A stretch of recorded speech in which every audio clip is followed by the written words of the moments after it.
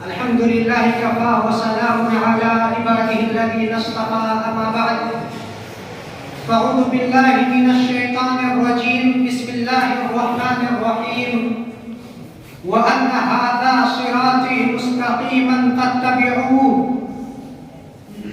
صدر محترم، حکم صاحبان، میرے مشکل اساتذہ کرام اور میرے محترم دوستوں، میرا موضوع خطابت ہے، مجھے جس موضوع کا مکلف بنایا گیا ہے وہ ہے منہج سلف اور اس کی معنویت ہندوستانی معاشرے میں.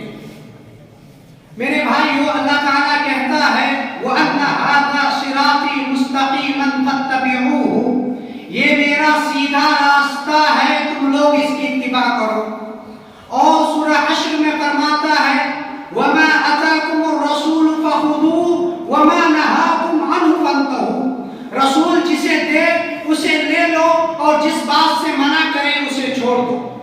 ان دونوں دلیلوں سے واضح ہوتا ہے کہ قرآن و سنت کو لازم پکڑنا، اللہ اور اس کی رسول کی اتباع کرنا، پیروی کرنا ہم پر لازم و ضروری ہے.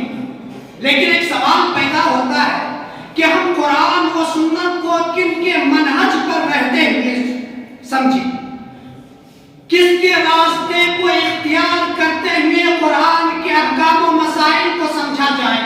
وہ کون لوگ ہیں جن کے بارے میں اللہ تعالیٰ نے کہا اتبع سبیل من اناب الیہ، ایسے لوگوں کے راستوں کی اتباع کرو جو مجھ تک پہنچا دے. میرے بھائی، کیونکہ ہر کس و ناقص اپنی رائے کو قرآن و سنت میں داخل تو نہیں کر سکتا، تو وہ کون لوگ ہیں جن کے راہ کو اختیار کر کے ہم قرآن کو سمجھیں.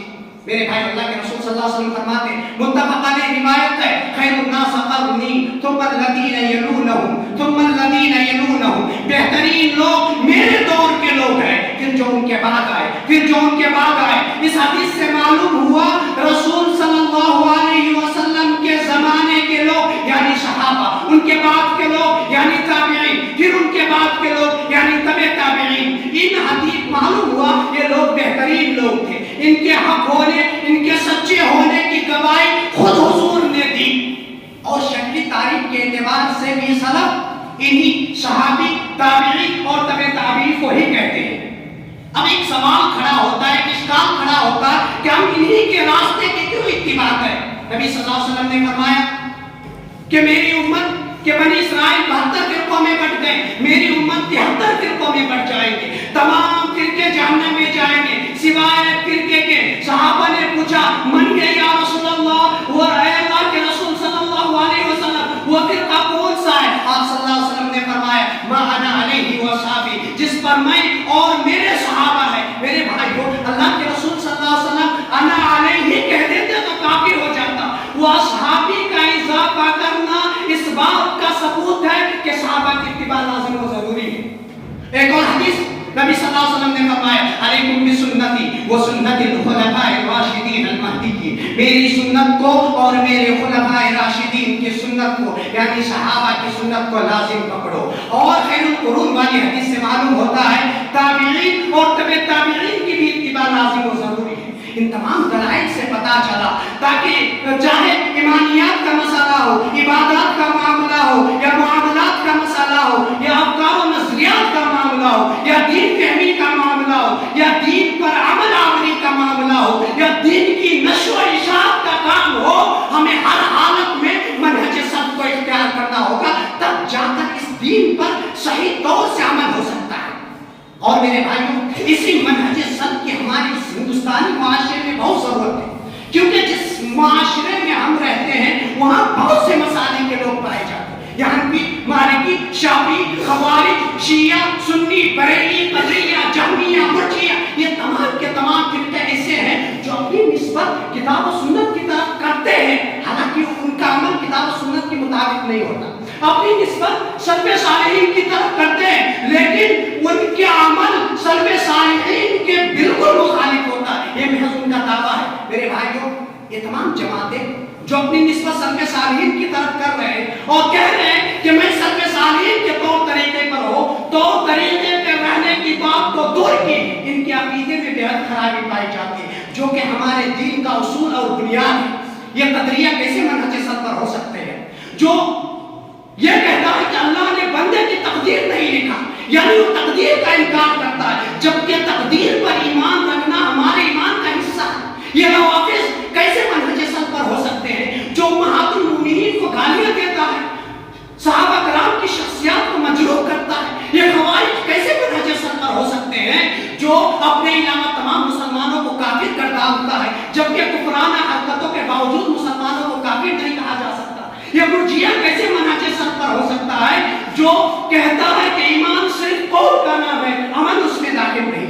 ये जहमिया कैसे मनहज सल्फ पर हो सकते हैं, जो ये कहता है, जिनका फासिद अकीदा ये है कि अल्लाह ताला मादूम है, नौज़ बिल्लाह, यानी अल्लाह का वजूद ही नहीं, जबकि हमारे अस्लाफ में ये अकीदा नहीं पाए जाते थे। हमारे अस्लाफ इन अकीदे की खराबी से मुबर्रा और पाक थे। मेरे भाइयों, इनके अलावा अइम्मा की तकलीद करने वालों पर भी बड़ा अफसोस होता है। जब उनके एक सामने सही हदीस आ जाती है तो हदीस को छोड़कर इमाम साहब की तकलीद करते हैं। मैं उनसे कहना चाहता हूँ कि आपके इमामों ने ये नहीं कहा था इदा सहल हदीस फहुवा मज़हबी, सही हदीस ही मेरा मजहब है। मगर अफसोस कि आज अमल बिल हदीस की सबसे ज्यादा मुखालिफत इमाम साहब के मुक़ल्लिदीन ही की तरफ से की जा रही है, जो बिल्कुल सलफी मनहज के खिलाफ। हमें सलफी मनहज ये दर्स देता है, जैसे कि इमाम मालिक का कौल है, मा मिन अहदिन इल्ला माखूज़ मिन कलामी व मरदूद अलैहि इला रसूलुल्लाह सल्लल्लाहु अलैहि वसल्लम। रसूल सल्लल्लाहु अलैहि वसल्लम के कलाम के अलावा तमाम लोगों के कलामों को छोड़ा भी जा सकता है और लिया भी जा सकता है। मेरे भाई, नीस कहते हैं मैं इंसान हूँ, इज्तिहादी मसाइल में मुझसे गलतियां होती हैं और सही भी होती है। मेरी जो बात कुरान और हदीस के मुआफिक है उसे ले लो, और जो बात कुरान और हदीस से टकरा जाए उसे छोड़ दो। पता चला इमाम साहब की वही बात ली जाएगी जो कुरान और हदीस के मुआफिक हो, मुखालिफ को तो छोड़ दी जाए। हम उनको गलत नहीं कहते, उनको उनके इल्मी कारनामों की वजह से खिराज तहसीन पेश करते हैं, लेकिन वो बात जो हदीस से टकरा जाती है, कुरान से टकरा जाती है, मनहज सल्फ से टकरा, हम उनकी वो बात नहीं लेते।